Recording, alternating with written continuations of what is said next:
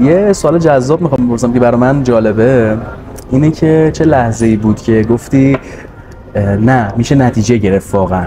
قبل از اینکه نتیجه رو ببینی میخوام ببینم کی چه دیدگاهی رو دیدی درک کردی. خب یادمه که یه روز تو ماشین داشتیم از جردن برمیگشتیم، برگشتم بهت گفتم که بابا این تریدم بازی کاشتم واسه اینکه جیبمون رو بزنن. بعد برگشتی من گفتی سهیل جان تورنمنت ترید بود، یه چند صد هزار نفر شرکت کرده بودم. گفتی بابا چند صد هزار نفر آدم تو این تورنمنت شرکت کردن، بحثشون این نیستش که کی سود میکنه کی ضرر میکنه، بحث سر اینه که کی بیشتر سود میکنه. متوجهی؟ خب توی دنیای واقعی ترید واقعا آدم‌ها دارن زندگیشون عوض میکنن و دیتای حقیقیشون از خونه زندگیشون تو یوتیوب تا تورنمنتایی که شرکت میکنن تا تورنمنتی که خودت هم شرکت کردی. چند شد رتبت؟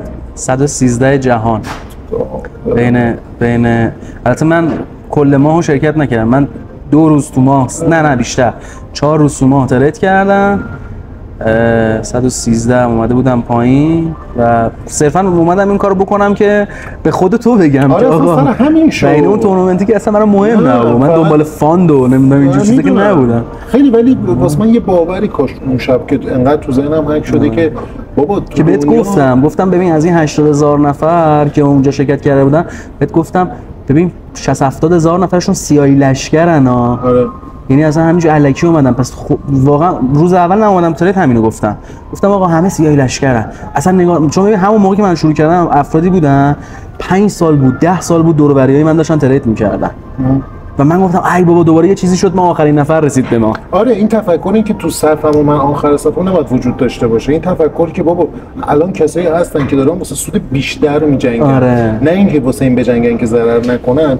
باعث شد که من به این برسم که آدم‌های حرفه‌ای تو این بازار وجود دارن و سعی بکنم خودم حرفه‌ای‌تر بکنم به جای اینکه بشینم گلایه کنم ناله کنم. این چیزی که خیلی درون من اون شب تکون داد و ازت بابتش ممنون. سلامت باشی.